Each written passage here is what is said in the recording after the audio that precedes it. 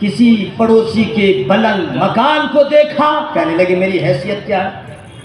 کسی کے دکان کو دیکھا، سوچنے لگے میری حیثیت کیا ہے۔ کچھ لوگ تو کہتے ہیں ہم سے اچھا تو مکیش امبانی کا ڈرائیور ہے جس کی تنخواہ 1 لاکھ ہے، ہم لوگ کی حیثیت کیا۔ کسی امیر کو دیکھا، میری حیثیت کیا۔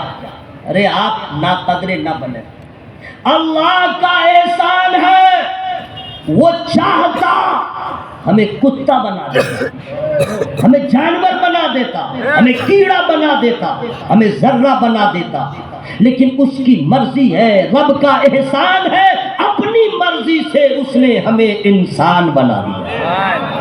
یہ کم بڑی بات ہے بھائی؟ اب بتلا، یہ کتا اللہ بنا دیتا، ہم کیا کرتے؟ بلی بنا دیتا، ہم کیا کرتے؟ چوہا بنا دیتا، ہم کیا کرتے؟ مٹی بنا دیتا، ہم کیا کرتے؟ چیل کوا بنا دیتا، ہم کیا کرتے؟ کچھ تو کرتے نہیں۔ اللہ نے ہمیں بھیجا، ہم تو اپنی مرضی سے آئے نہیں۔ یہ رب کا کتنا بڑا احسان ہے، اپنی مرضی سے انسان بنا دیا۔ اور کمال دیکھیے یہ کتنا بڑا احسان ہے۔ اب انسان بنا کے جو سجایا ہے اس کا تو کوئی جواب ہی نہیں۔ انسان کو جو اللہ نے سجایا، غور کیجئے گا، کان ہمارے پاس، کان ہاتھی کے پاس، ناک میرے پاس، ناک بکری کے پاس، ہونٹ میرے پاس، ہونٹ بھینس کے پاس، آنکھ میرے پاس، آنکھ جانور کے پاس، لیکن اللہ تعالیٰ نے جو ہمیں دیا، کان دیا تو لاجواب، ناک دیا تو لاجواب، ہونٹ دیا تو لاجواب، آنکھ دیا تو لاجواب۔ اب اس کو اس طرح سمجھیے، اگر ہمارا چہرہ ایسا تھا، اگر ہاتھی کی طرح میں ہم لوگ کا کان ہوتا تو منہ کیسا لگتا، اگر بھینس کی طرح ہم لوگ کی ناک ہوتی تو منہ کیسا لگتا، اگر بکری کی طرح ہونٹ ہوتا تو منہ کیسا لگتا۔ لیکن رب کی رحمت پہ قربان، اس نے اتنا سجایا، ناک دیا لاجواب، کان دیا لاجواب، ہونٹ دیا لاجواب، اور سجایا اس طرح، کان وہیں پہ دیا جو حسن میں نکھار پیدا ہو جائے، ناک وہیں پہ دیا حسن میں رنگت پیدا ہو جائے، آنکھ وہیں پہ دیا جو حسن میں مزید کمال پیدا ہو جائے، یہاں تک کہ 18,000 مخلوقات کا حسن ایک طرف، انسان کا حسن ایک طرف، سبحان اللہ، انسان کا جمال ایک طرف۔ یہ رب کا احسان ہے کہ نہیں بھائی؟ بولو بھائی، اللہ کا کتنا بڑا احسان ہے۔ آپ آئیے، اس سے بھی بڑا احسان، اللہ تعالیٰ نے انسان ہمیں بھی بنایا۔ انسانوں میں کافر بھی ہے، مشرک بھی ہے، یہودی بھی ہے، نصرانی بھی ہے، مٹی پوجنے والا، آگ پوجنے والا۔ اللہ کا اس سے بڑا احسان یہ ہوا، انسان تو بہتوں کو بنایا، لیکن ہم لوگوں پہ رب کا اس سے بڑا احسان یہ ہوا کہ ہم لوگوں کو مسلمان بنا دیا۔ سبحان اللہ، سبحان اللہ۔ اور اس سے بھی بڑا احسان یہ ہے، اللہ چاہتا کسی اور نبی کی امت میں پیدا فرما دیتا، لیکن رب نے ہمیں اور آپ کو اس نبی کا کلمہ پڑھنے کی توفیق دے دیا، اس نبی کی امت بنایا جو صرف نبی نہیں ہے، نبیوں کا نبی ہے، رسولوں کا رسول ہے، وجہ تخلیق کائنات ہے، اللہ تبارک و تعالیٰ کا محبوب ہے۔ یہ کتنی بڑی بات ہے کہ ہم کہا، میرے سرکار کہا، لیکن رب کا احسان ہے، اللہ نے ہم لوگوں کو غلام مصطفیٰ بنا دیا۔ یہ کتنی بڑی بات ہے۔ اور پھر بھی لوگ کہتے ہیں میری حیثیت کیا ہے، ہم سے اچھا تو وہ ہے، کسی کے مکان کو دیکھا، کسی کے دکان کو دیکھا، کسی کے عروج کو دیکھا، کسی کی ترقی کو دیکھا، تو سن لیجئے، یاد رکھیے گا، اللہ تبارک و تعالیٰ کا شکر ادا کیجئے۔ میں تو یہ کہتا ہوں، اگر ہم میں سے کوئی ایسا مسلمان ہے، امیر نہیں ہے، غریب ہی غریب ہے، مکان بھی نہیں ہے، دکان بھی نہیں ہے، مخلوق الحال ہے، لیکن اگر ایمان قائم ہے تو اس کے پاؤں میں لگے ہوئے ذرے کے برابر نہ مکیش امبانی ہو سکتا ہے، نہ اڈانی ہو سکتا ہے، نہ ٹاٹا برلا ہو سکتا ہے۔ وجہ یہ ہے کہ اس کے پاس قارون والی دولت ہے، ہم غریبوں کے پاس ایمان کی دولت ہے۔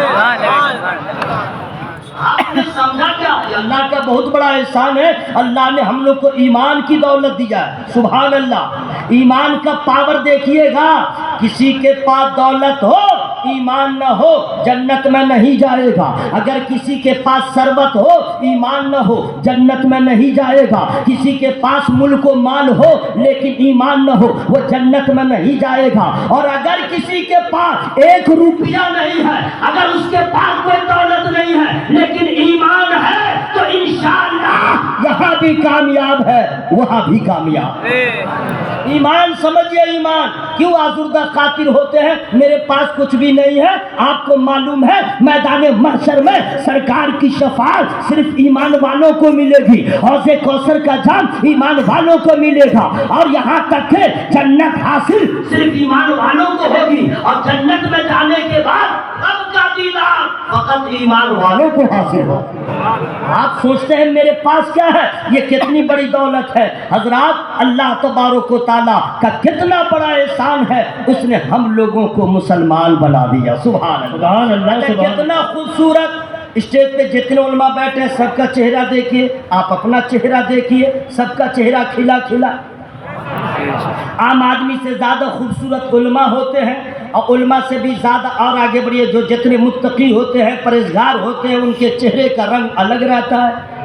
چلیے سب کے چہرے ایک طرف, لیکن تمام جماعتوں میں سب سے اعلیٰ جماعت افضل جماعت جو ہے وہ نبیوں کی جماعت, وہ رسولوں کی جماعت ہے.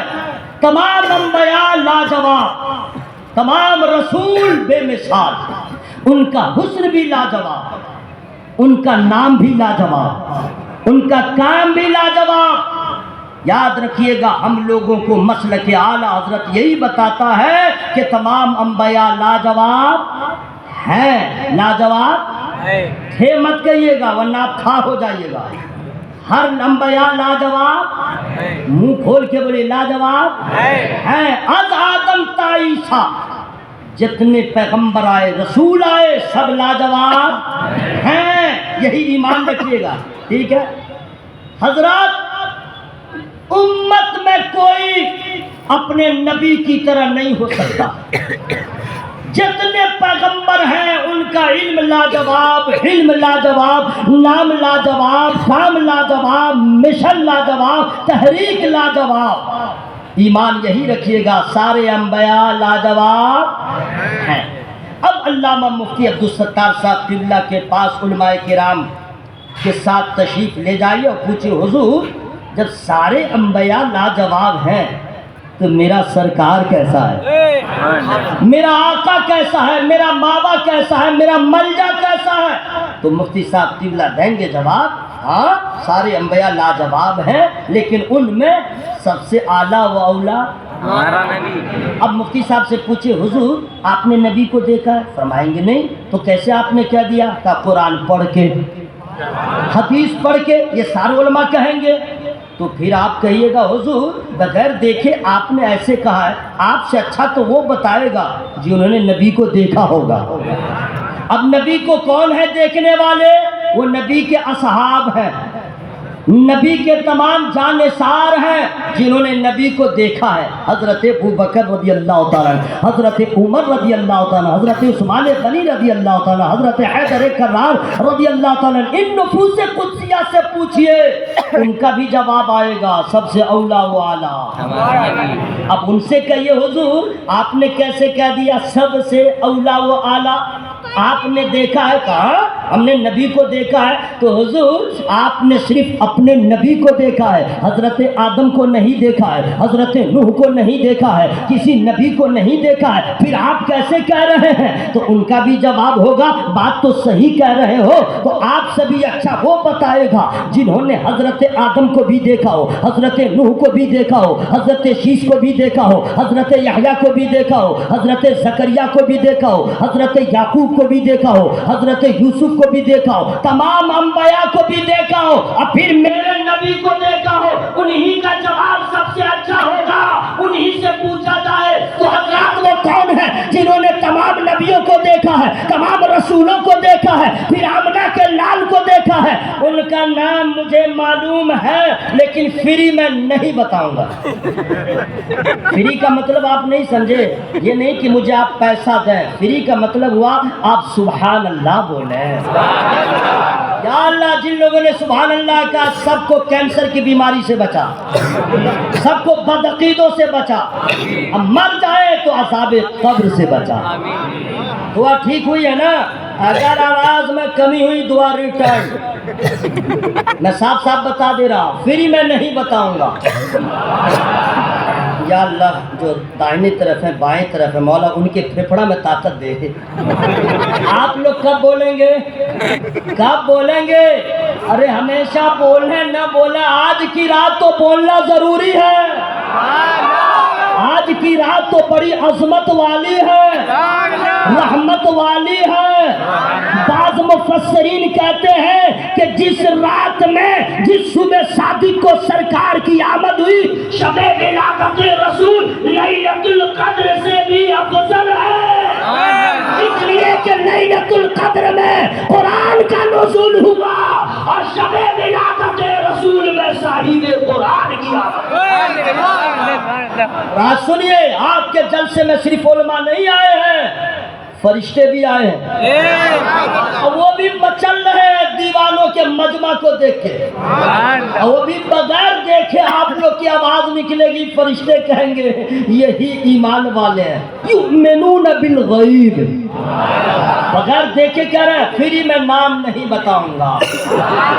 کون ہے جنہوں نے تمام رسولوں کو دیکھا، تمام نبیوں کو دیکھا، اور سب سے آخر میں میرے سرکار کو دیکھا؟ وہ کوئی اور نہیں ہے، طائر سدرہ، بلبل سدرہ، سید الملائکہ، حضرت جبریل امین، جنہوں نے حضرت آدم کو دیکھا، حضرت نوح کو دیکھا، حضرت شیش کو دیکھا، حضرت زکریا کو دیکھا، حضرت یعقوب کو دیکھا، حضرت ابراہیم کو دیکھا، حضرت اسماعیل کو دیکھا، تمام نبیوں کو دیکھا، رسولوں کو دیکھا، اور پھر میرے نبی کو دیکھا۔ تو ان سے اچھا اب کوئی نہیں بتائے گا۔ حسن آدم کو دیکھا، حسن یحییٰ کو دیکھا، حسن زکریا کو دیکھا، حسن یعقوب کو دیکھا، حسن یوسف کو دیکھا ہے، تمام نبیوں کے جمالات کو دیکھا ہے، کمالیات کو دیکھا ہے۔ تو ان سے ہی پوچھا جائے، او سید الملائکہ، آپ نے سبھی پیغمبروں کو دیکھا ہے، یہ بتلائیے میرا آقا کیسا ہے، میرا ماوا کیسا ہے، میرا ملکہ کیسا ہے؟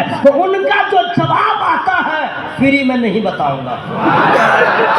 میں بہت دیر سے برداشت کر رہا تھا، لیکن آپ لوگ ماشاءاللہ بہت اچھے، میں تو چاہتا ہوں گا بہانے سے آپ کا بھلا ہو جائے۔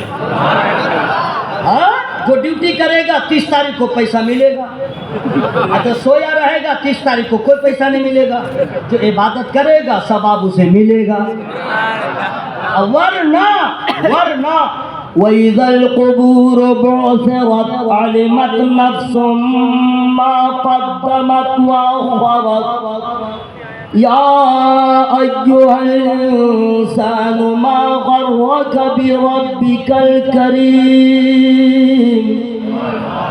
یہ قرآن کی آیت میں نے پڑھ دیا، اس کا معنی سنیے، اس کا معنی سنیے، سنیے بات اور کہہ رہا ہوں، اس کا معنی جو ہے بہت سارے لوگوں نے انڈیا میں قرآن کا ترجمہ کیا، تو بغیر مشورے کے ترجمہ والا قرآن مت لایا کیجئے، ورنہ کچھ ترجمے ہیں جو پڑھ کے بگڑ جائیے گا۔ مفتی صاحب قبلہ سے مل لیجئے، حضور کون سا ترجمہ لائے تو یہ کہہ دیں گے بھارت میں یاد رکھنا سب کا ترجمہ ایک طرف، میرے اعلیٰ حضرت کا ترجمہ ایک طرف۔ بھارت میں اتنا بڑا عالم ان کے بعد سے آج تک پیدا نہ ہوا، اتنا بڑا مفکر پیدا نہ ہوا، اتنا بڑا مناظر پیدا نہ ہوا، اتنا بڑا محدث پیدا نہ ہوا، اتنا بڑا عاشق پیدا نہ ہوا۔ عشق جن پہ ناز کرے، علم جن پہ ناز کرے، علم جن پہ ناز کرے، پیر جن پہ ناز کرے، زمانہ جن پہ ناز کرے، وہ کوئی اور نہیں ہے، نبی کے معجزات میں سے ایک معجزہ، غوث اعظم کی کرامتوں میں سے ایک کرامات حضور